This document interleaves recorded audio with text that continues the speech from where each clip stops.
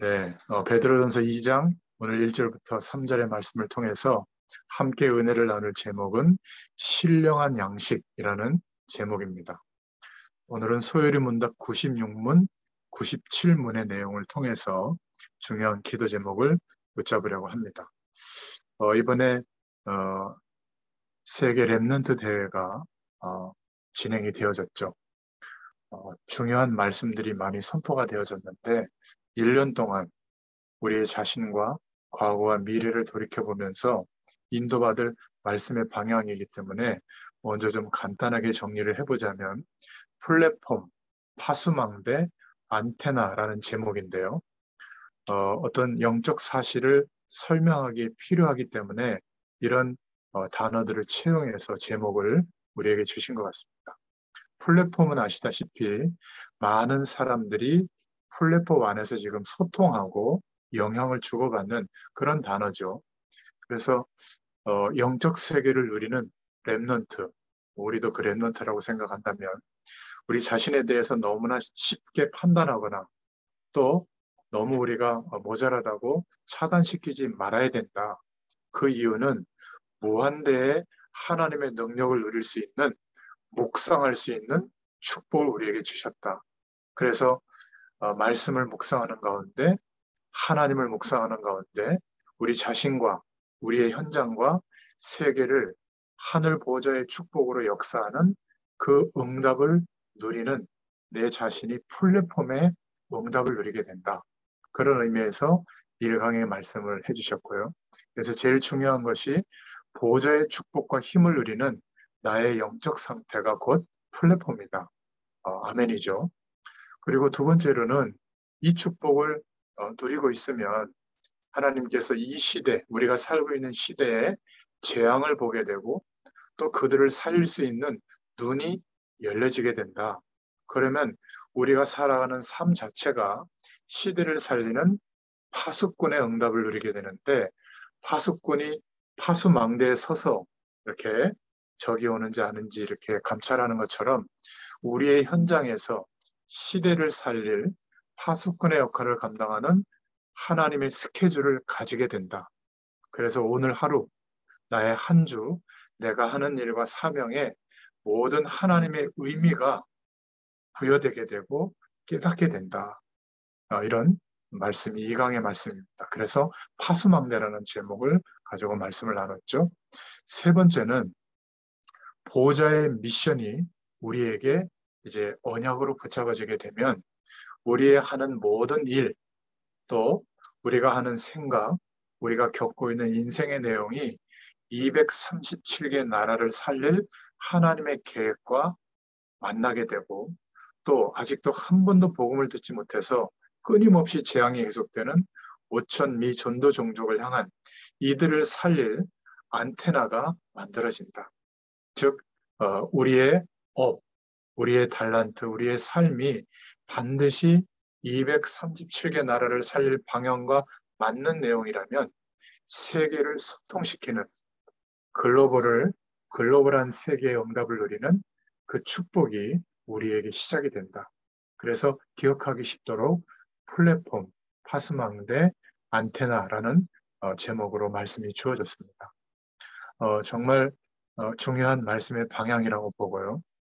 간단하게 말씀을 기도 제목으로 붙잡다면 결국 하늘 보좌의 축복을 누리는 나의 영적 상태가 중요하다. 나의 모든 현장이 하나님께서 인도하시는 축복이 담겨져 있는 현장이다.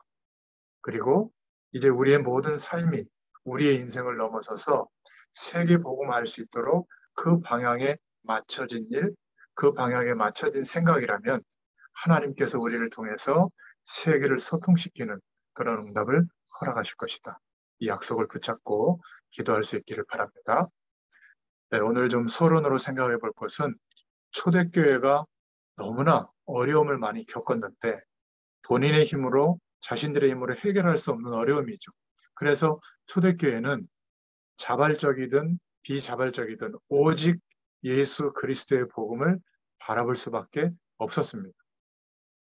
저는 초대교회도 생각해 보고 또 지금도 우리가 이렇게 예수 믿는 게 쉬워진 것 같지만 동시대에 전 세계, 우리나라 안에도 예수 믿는 것 때문에 핍박당하고 굉장히 사회적 어떤 위협을 가하는 그런 입장에 피해를 받는 사람들이, 핍박당하는 사람들이 많습니다.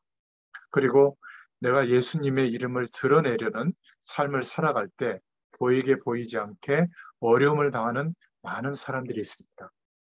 그 사람들을 생각하면서 가끔 생각하는 찬송가가 있는데 150장에 보면 갈보리 산 위에 십자가 섰으니 주가 고난을 당한 표라. 초대교회 성도들이 또 믿음의 선배들이 이 150장의 찬송가의 가사처럼 험한 십자가, 또 그 십자가를 바라보면서 갈보리 산 위에서 죽으시고 부활하신 그 예수 그리스도의 복음의 영광을 생각하고 누렸습니다. 그 힘과 감격으로 초대교회는, 많은 믿음의 선배들은 정말 자신들의 힘으로 해결할 수 없는 어려움들이었지만 궁극적으로는 승리했습니다. 그래서 초대교회는 매일 모이면 성찬을 거행하고 예수 그리스도의 죽으심과 부활을 통해서 이루신 구원의 감격과 축복을 누렸습니다. 그래서 오늘 96문에 성찬이 뭐냐? 떡과 포도주를 받음으로 그의 죽으심을 나타내는 것이다. 이 성찬을 합당하게 받는 자는 육체와 정욕으로 함이 아니고 믿음으로 하는 것이다. 그의 몸과 피에 참여하는 자가 됐다. 그의 모든 유익을 받아 신령한 양식을 먹고 은혜로 자라게 된다. 하나님께서 그리스도로 말미암아 우리에게 허락하신 모든 언약적 축복, 시공간을 초월하는 하나님의 능력과 은혜를 누리게 된다. 그것이 우리에게 신령한 양식이 된다. 그런 내용이죠. 97문에는 주의 성찬에 합당하게 참여하려면 어떻게 해야 되느냐 이렇게 말씀하고 있는데, 마땅히 주의 몸을 분별하는 지식이 있어야 한다. 주님을 양식으로 삼는 믿음이 있어야 한다.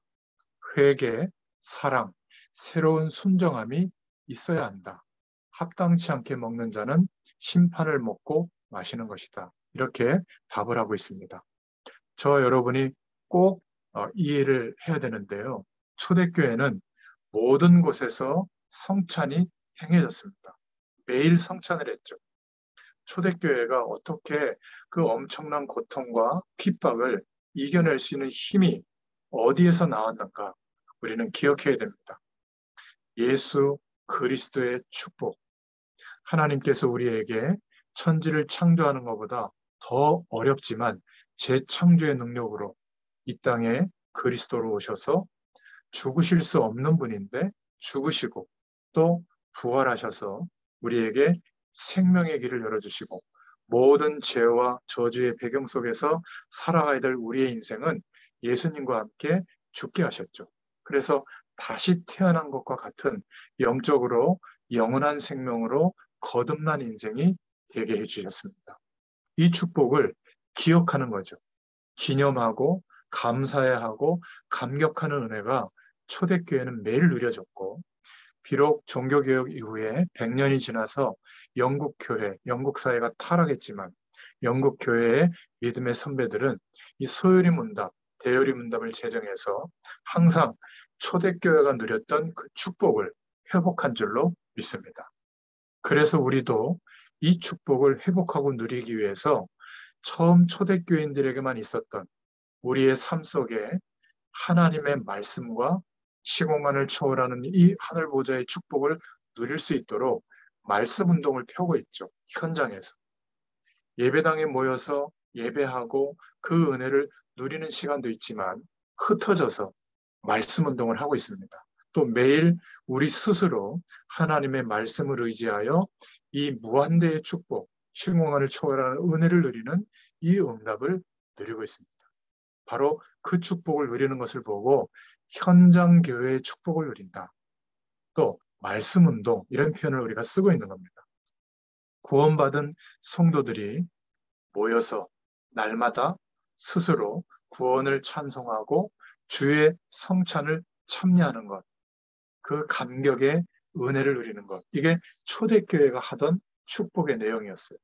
이게 아무것도 아닌 것 같지만 어떤 사람은 늘 돈을 생각하고 늘 성공을 생각하고 늘 가정의 행복을 생각하고 늘 재미있는 것을 찾아다니고 그런 것을 추구하면 그 마음과 중심에 따라서 인생이 그쪽으로 가게 되는데 거기에는 나에 대한 인생에 대한 답이 없어요.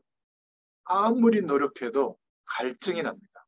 아무리 노력해도 재앙이 덮칩니다. 그죠? 아무리 노력해도 그 소유하고 갖게 된 내용이 집착하게 되고 신경 쓰게 되고 나중에는 그것 때문에 스트레스 받게 되죠. 제가 새로운 차를 지금 이렇게 받아서 타고 있는데 차가 너무 좋다 보니까 자꾸 신경이 쓰이고요. 조심하게 되고요. 막 그래요.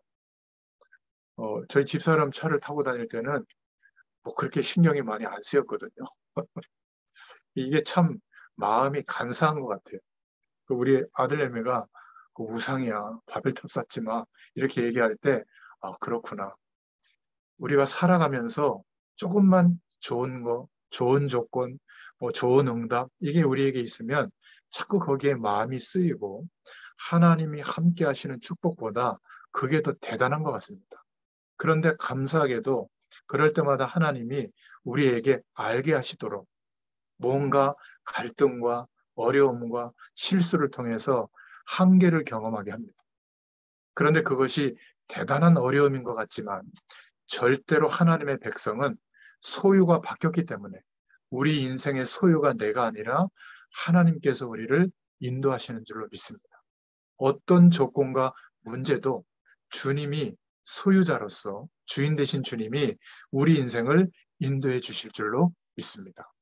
이 축복을 우리의 현장에서 말씀 운동의 현장에서 누리는 이 응답이 있기를 축원드립니다. 평신도 한 사람이 중직자 한 사람이 이 현장 교회의 축복, 이 말씀 운동이 하나가 세워지잖아요. 거기에는 바로 하나님의 창조의 빛이 비추는 곳입니다. 그래서 어떤 저주의 배경도 이길 수밖에 없는 응답을 허락해 주십니다. 그리스도의 십자가의 죽음을 잊지 않고 있기 때문에 그 현장에는 하나님의 창조의 빛이 비춰집니다. 이 빛은 그냥 빛이 아니라 모든 흑암과 세상의 권세에서 인간을 건져낸 창조의 빛이거든요. 오늘 저와 여러분에게 우리의 모든 육신과 삶을 치유하는 이 창조의 빛이 비춰지게 되기를 축원드립니다. 일어나라, 빛을 발하라. 그 빛을 말해요. 이 빛을 선전하기 위해서 그리스도 안에 우리를 불렀다. 이 빛이 우리의 현장교회, 우리의 삶 속에 회복되어진 말씀 운동 속에 이 축복이 비춰지는 줄로 믿습니다. 그래서 하나님의 말씀을 붙잡고 구원의 언약을 붙잡고 하는 현장교회, 말씀 운동 그 한가운데서 어떤 일이 벌어지냐면 하나님이 창세전에 예비한 사람들을 만나게 하십니다. 영원전에 예비하신 사람들을 이 현장으로 연결되어져서 만나게 하시는 축복이 있게 됩니다. 여러분들은 이 축복을 구하고 기대하시길 바랍니다. 그리고 이 현장교회라는 언약을 제대로 붙잡으면 고넬로 집에 보냈던 하나님의 천군 천사들, 피의장 시몬의 집에 보내셨던 주의 천사를 지금도 똑같이 우리의 현장교회, 말씀운동 현장에 파송해 주십니다. 그리고 그 현장에는 하나님의 말씀이 성경에서처럼, 교회사에서처럼 똑같이 하나님의 말씀이 성취되게 해주십니다. 더 중요한 것은 고넬료 집에 임했던 주의 성령께서 저와 여러분의 현장교회, 말씀운동의 그 현장 속에 그대로 임하실 줄로 믿습니다. 이게 바로 현장교회의 축복이에요. 초대교회 성도들은 다 자신의 삶 속에 이 말씀 운동의 현장이 있었습니다. 거기에서 누렸던 핵심이 바로 뭐냐면 성찬이에요. 그 성찬의 핵은 예수 그리스도의 죽으심과 부활입니다. 그리스도의 피의 언약을 그 현장교회 말씀 운동 속에서 누린 줄로 믿습니다. 이 축복이 우리에게도 회복되기를 축원드립니다. 그러면 본론으로 성찬이란 뭐냐? 성찬은 성례다. 사람들이 만든 일반 행사가 아니고 하나님께서 스스로 그리스도 되어 주셔서 주님이 세우신 성례다. 천주교에서는 7가지 성례를 말하는데 우리는 2가지다. 세례와 성찬식이다. 이 성찬은 떡과 포도주를 받게 되는데 예수님의 죽으심을 의미하는 것이죠. 이것을 믿음으로 참여하는 겁니다. 이 말은 단순한 죽음이 아니라 모든 인생과 세상의 문제를 끝내신 죽음이요 부활이죠. 하나님께서는 우리의 노력과 시간과 공간 안에 있는 세상의 조건으로는 우리 인생의 문제, 물을 떠난 물고기와 같은 영원한 생명을 잃어버리고 영원한 하나님과 함께하는 축복을 알 수 없는 이 인생의 노력으로는 해결할 수 없다는 것을 아시고 우리를 다 멸하시고 세상을 멸하고 말씀으로 다시 천지를 다시 창조하시고 다른 종을 세우셔서 하나님의 언약의 관계를 맺게 하실 수도 있는데 우리를 사랑하셔서 천지를 없애는 것보다 더 대단한 노력을 기울이셔서 재창조의 능력으로 우리를 구원하시려고 말씀이 육신이 되어 그리스도로 우리 가운데 오실 것을 약속하셨고 그대로 오신 겁니다. 우리는 그냥 아멘하지만 컵 안에 바닷물이 담겨질 수 있다라는 것과 같은 거거든요. 이 세상 안에 어떻게 영원하신 하나님이 오실 수가 있는가? 그래서 말씀이 육신이 되어 오셨다. 이거는 정말 어마어마한 기적 같은 일입니다. 재창조의 능력이죠. 오셔서 유대인들이 기대한 것처럼 왕이 되고 세상을 정복하게 하는 그런 보여지는 모습이 아니라 전혀 상상할 수 없는 방법.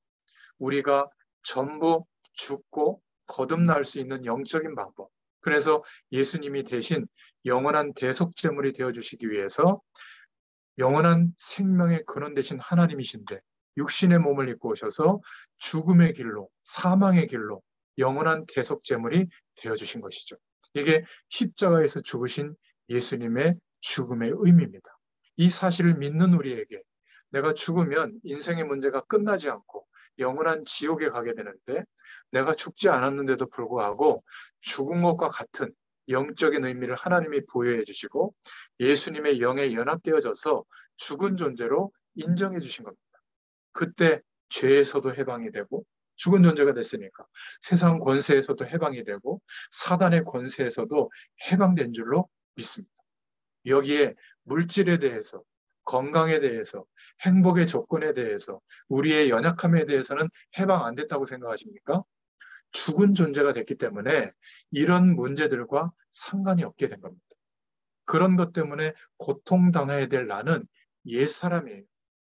거듭난 하나님의 사람이 됐는데 이제는 영원한 부활의 영에 연합되어져서 하나님이 우리를 생명으로 부활되게 하셨는데 거듭난 재창조의 축복을 허락해 주셨는데 우리가 이것을 믿지 않고 옛사람의 기준과 방식으로 거기에 연연해 한다면 사단이 속이는 겁니다. 건강 때문에 무너지는 것처럼 자녀 문제 때문에 재앙이 오는 것처럼 돈 때문에 재앙이 오는 것처럼 우리의 연약함 때문에 재앙이 오는 것처럼 키 작으면 어떻습니까? 키가 크면 어떻습니까? 똑같아요. 하나님의 능력으로 사는 인생이 되면 상관이 없는 겁니다. 그죠? 뭐 그렇게 피부가 하얗고 까맣고 문제되지 않습니다. 우리에게 질병이 있든 없든 관계없이 창조의 능력으로 역사하시는 하나님은 똑같아요. 우리의 조건을 의지하고 믿는 것이 아니라 영원하신 하나님의 축복이 우리에게 실제가 되는 그 약속을 믿고 신뢰하시기를 축원드립니다. 이게 매일 성찬을 드렸던 의미예요. 그거를 요약하자면 인간이 절대 해결할 수 없는 죄와 저주의 문제를 십자가에서 해결하셨다. 우리가 지옥 배경에 갈 수밖에 없는데 죄와 사망의 권세, 흑암 권세를 십자가에서 해결해 버리셨다. 다 사망시켜 버렸으니까. 우리 눈에 보이지 않게 역사하는 사단의 권세를 완전히 십자가에서 꺾어버렸다. 사단은 사망 권세로 역사하는데 육체를 입고 오신 주님이 부활하셨거든요. 사망 권세를 무너뜨리시고 생명의 법으로 역사하는 하나님의 축복이 시작되게 하신 겁니다. 그래서 사망 권세는 믿는 우리에게 역사하지 못하는 거예요. 이 사실을 기억하시기를 축원드립니다.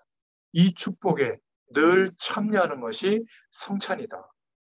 뭐 때문에 우리는 모일 때마다 복음의 내용을 반복합니까? 초대교회가 매일 이것을 했기 때문에 우리의 소유의 주체가 바뀌었습니다. 우리는 주님의 소유가 되었죠. 나의 건강도, 재능도, 일도, 가정도, 자녀도, 우리의 미래도 주님이 인도하시는 주인이 바뀌어진 줄로 믿습니다. 여러분, 이게 믿어져야 돼요. 우리의 인생의 시간이 때를 따라서 문제가 오기도 하고 위기가 오기도 하고 실수 때문에 벌어지는 사건과 사람 때문에 벌어지는 어려움들이 오기도 합니다. 연약해지기도 합니다. 그런데 그것은 당연한 것이에요. 육신을 입고 살아가니까. 그것이 축소되고 어려워졌다고 해서 우리의 신분과 삶의 내용이 바뀌는 게 절대 아니라는 거예요. 우리의 주인은, 우리 인생의 소유는 주님인 줄로 믿으시길 바랍니다. 이 사실을 믿고 주님께 구하면 창조주 하나님이 우리의 주인이라면 걱정할 필요가 없습니다. 이런 은혜를 누리는 것을 보고 신령한 양식을 먹는다라고 표현을 하는 거예요.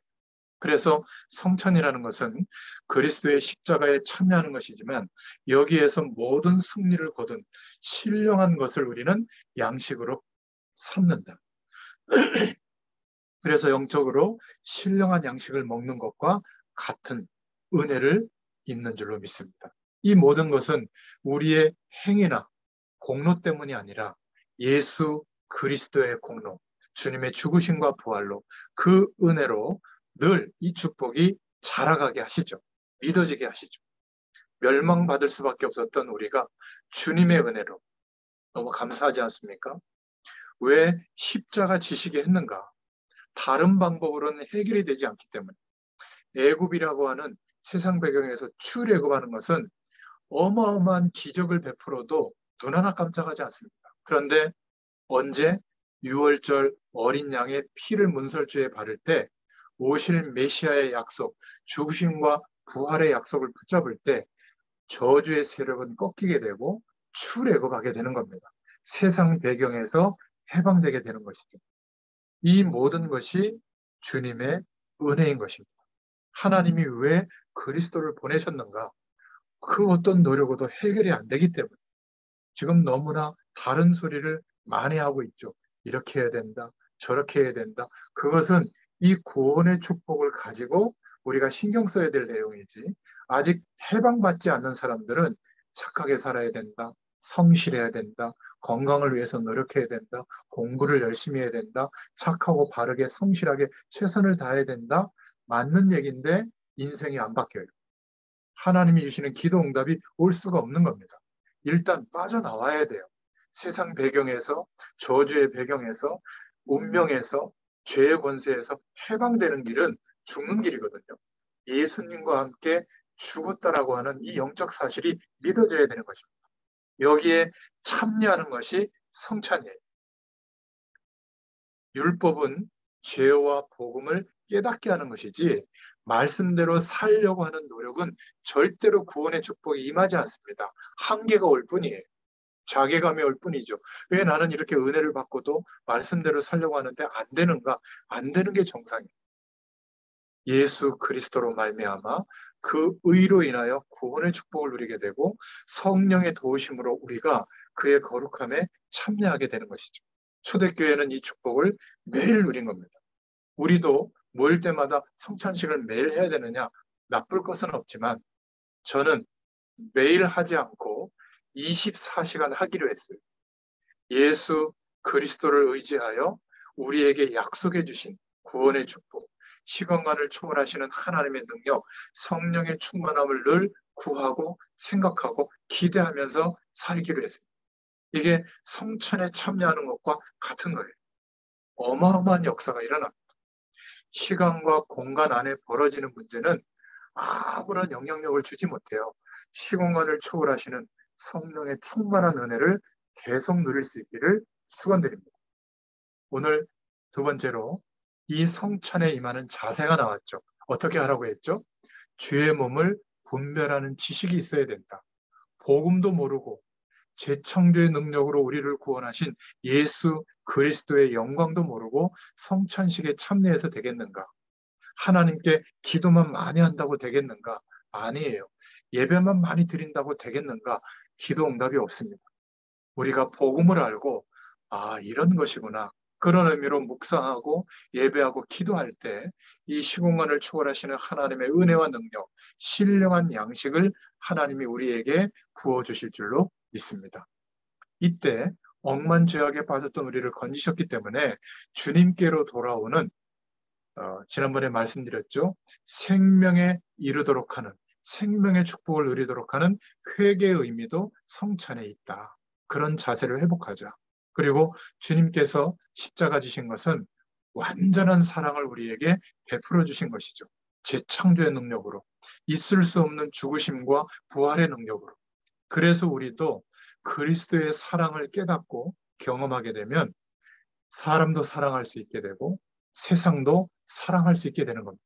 이 그리스도의 은혜와 사랑이 부족하면 늘 고슴도치처럼 우리 주변을 향해서 날선 말을 날리고 막 신경질적으로 대하고 그리고 뭔가 자기 것에 집착하는 이런 자세를 갖게 됩니다. 우리는 하나님의 사랑을 회복하고 그 축복을 누리는 자세로 그리고 마지막으로 이제는 새로운 순종으로 그러한 마음과 중심이 회복됩니다. 이제는 주님을 위하여 하나님의 영광을 위하여 헌신하고 생명 거는 새로운 순종의 자세가 임하게 될 줄로 믿습니다. 그래서 이러한 축복을 알지도 못하고 성찬식에 참여해서 먹는 자, 성찬식에 임하는 사람들은 심판을 먹고 마시는 것이다. 이렇게 오늘 답을 하고 있죠. 이게 무슨 말이죠? 저는 어릴 때 성찬, 성례, 세례를 잘 이해하지 못했어요. 옛날에 제가 다니던 교회에서 보면 성찬식 할 때 일단 분위기가 약간 조명도 어두워지고 좀 엄숙해집니다. 그때 목사님의 가운 색깔은 검정색이었어요, 전부 다. 그래가지고는 목사님이 나오셔서 성찬식을 집례할 때 굉장히 막 엄숙한 분위기를 만드시고요. 그때 하는 멘트가 꼭 있었어요. 오늘 이 시간 양심이 꺼리끼거나 범죄한 일이 있다면 성찬에 참여하지 마세요. 이런 내용을 근거로 하나님의 큰 어려움이 있을 수 있습니다. 그러니까 막 약간 두려운 의식을 갖게 했거든요. 제가 복음을 알고 보니까 거꾸로 얘기한 거예요. 이렇게 얘기해야죠. 여러분 가운데 양심에 꺼리끼거나 잘못한 것이 있으면 오늘 회개하고 성찬에 참여하시길 바랍니다. 이렇게 얘기해야죠. 구원의 감격에 참여하도록. 그렇게 따진다면 우리 목회 자신부터 하지 말아야죠. 얼마나 죄를 많이 허용하는데요. 거꾸로 하고 있는 겁니다. 초대교회는 너무 감사해서 매일 이 구원의 축복을 누리게 된 겁니다. 이 성찬과 성례를 잘못 알면 심판을 먹고 마시게 된다. 이거를 강조해서 교권에 이용하게 된 겁니다. 그래서 중세시대 때 천주교회가 교권을 사용했는데 임금하고 교황하고 싸움이 붙어서 임금이 말을 안 들으면 황제가 말을 안 들으면 그 황제에게 성찬을 금지시킨 거예요. 왕이 황제가 성찬에 참여하지 못한다는 것은 굉장히 부끄러운 일이었거든요. 이렇게 이 성찬까지도 성례까지도 정치에 사용을 했던 그런 예가 있었던 겁니다. 우리는 그런 것하고 상관없이 오늘 어떤 의미를 찾아야 할까? 세 번째로 이게 중요합니다. 세례와 성찬 이것은 항상 어떤 의미가 있냐면 항상 누려야 된다. 모든 사건 그리고 매일 이 세례와 성찬의 축복을 누려야 된다. 그리스도께서 피 흘리심으로 나의 모든 죄를 그리스도께서 십자가를 지심으로 나의 모든 허물을 그리스도께서 십자가 지심으로 우리가 받아야 될 저주를 완전히 해결해 주셨다. 이것을 항상 누리는 것이 세례와 성찬이다. 우리가 매일 묵상하는 이유다. 그러면 놀라운 일이 우리 인생에 벌어지는 겁니다. 왜 매일 했겠습니까? 이 축복을 실제로 잊지 않도록. 우리가 아는 것도 중요하지만 실제로 하나님의 말씀 속에 적용이 되고 응답을 받아야 될 줄로 믿습니다. 그러면 여기에서 감사와 감격이 나오게 되어 있어요. 내가 갖고 있는 부족한 조건, 어려운 환경, 문제와 사건보다 연약함과 결핍보다 하나님이 그리스도로 말미암아 나를 건져주신 것, 구원해 주신 것, 이게 얼마나 감사한지 그 감격이 오게 되어 있습니다. 여기에서 오는 하나님의 응답이, 기도 응답이 하나하나 발견되어지면 너무 감격스럽죠. 저와 여러분이 꼭 멸망받아서 한계가 와서 심각한 어려움이 와서 깨닫는 게 아니라 지금 이 은혜를 누려야 될 줄로 믿습니다. 우리가 하나님 앞에 헌신할 때도 뭔가 받기 위해서 헌신하는 게 아니라 이 은혜가 너무 감사해서 자원하는 마음으로 복음적 헌신이 되어져야 될 줄로 믿습니다.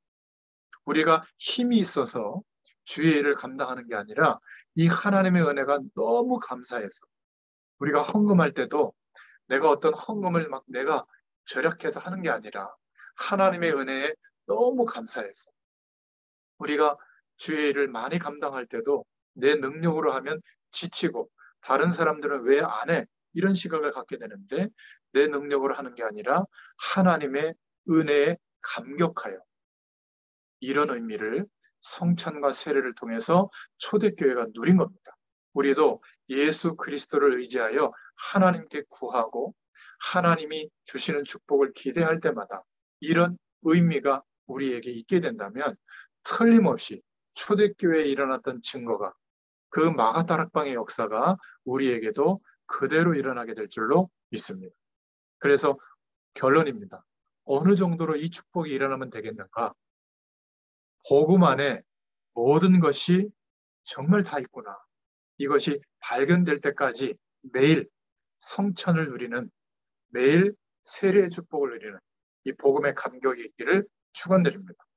두 번째 결론은 우리가 자녀들에게, 우리가 가장 가까이 있는 사람들에게 이 복음만 알려주고 전달했는데 모든 응답, 모든 전도의 축복, 모든 은혜가 이 안에 다 들어있구나. 이것이 발견될 때까지 이 성찬의 은혜를 누릴 수 있기를 축원드립니다. 세 번째는 내가 복음만 누렸는데 저와 여러분의 미래, 후대, 또 가장 가까이 있는 사람들에게 전부 하나님의 역사가 영향력으로 다 나타나고 일어나게 될 줄로 믿습니다. 이 축복을 누릴 수 있기를 축원드립니다. 여러분, 예수 그리스도의 복음으로 돌아가시기를 바랍니다. 우리 자녀들 공부 너무 걱정하지 마세요. 지금까지 세계를 움직이는 인물들은 통계상으로 공부 못한 사람들이 더 많습니다. 힘 얻어가지고 공부 안 할 필요는 굳이 없죠. 저는 언어 공부를 그렇게 열심히 할 필요가 없다고 생각합니다. 전문성만 있으면 통역과는 따라옵니다. 내가 뭐 때문에 머리 아프게 독일어, 러시아어, 프랑스어, 영어 그렇게 전문적으로 그렇게 많이 해야 될까?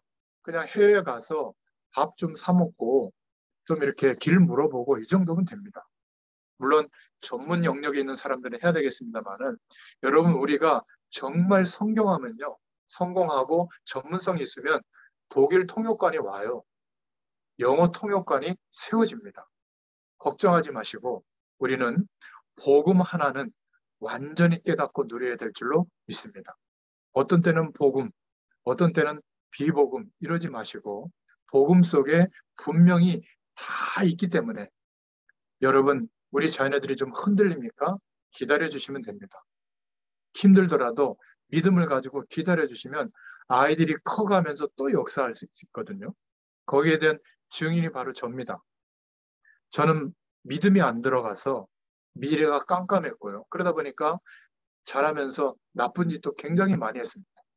더 큰 문제는 제 마음속에 교회는 아니다. 이런 마음이 들어왔거든요. 이게 더 큰 문제입니다. 그런데 하나님이 인생의 시간이 지나면서 믿음도 회복시켜 주셨고 이제는 이 말씀을 증인으로서 서서 증거하는 자리에까지 세워주셨습니다. 여러분, 복음은 완벽합니다. 걱정하지 마시고 우리 후대들이 좀 헤매거든 공부를 좀 못하거든 힘 주세요. 다른 것 하면 됩니다. 너무 뭐라 그러지 마세요. 그게 다가 아닙니다. 어디서든 하나님의 성공이 임할 수 있거든요. 책을 보니까 세계를 움직인 지금까지 인물들을 뽑았는데 공부를 제대로 못한 사람들이 80%나 되더라고요. 공부를 안 해야 되느냐? 그 말은 아닙니다. 그런데 되는 공부를 굳이 안 할 필요는 없죠. 걱정하지 마시고 우리 자녀들, 우리 인생, 우리가 기도하는 사람들 하나님이 건드려 주시면 간단한 겁니다. 하나님을 진짜 믿으시기를 축원드립니다. 복음은 어마어마합니다. 정말 앞으로 우리 자신과 우리 후대들에게 일어날 일은 상상을 초월할 줄로 믿습니다. 오늘 이 신령한 양식을 매일 구하고 먹고 누리는 저희들 되시기를 예수님의 이름으로 축원드립니다. 하나님 감사합니다. 오늘도 주의 말씀을 우리에게 허락해 주시고 현장교회의 축복을 누릴 수 있도록 은혜를 베풀어 주심을 감사합니다. 재창조의 능력으로 구원해 주신 주님, 우리의 모든 소유를 바꿔주시고 이제 주님이 책임지시고 인도해 나가시는 줄로 믿습니다. 우리는 때를 따라 어려움이 올 수도 있고 연약해질 수도 있지만 주인 되신 주님께서 창조의 능력으로 세밀하게 인도하시고 역사에 나가실 줄 믿습니다. 특별히 우리 상영의 집사님 이제 또 건강상의 문제로 진단을 받습니다. 어떤 결과가 있든지 간에 창조의 능력으로 우리 상영의 집사님의 마음과 생각을 붙들어 주시고 모든 육체의 주인 되신 주님께서 역사해 주실 줄 믿습니다. 감사드리며 예수님의 이름으로 간절히 축복하옵고 기도하옵나이다. 아멘. 감사합니다. 아멘. 예, 감사합니다.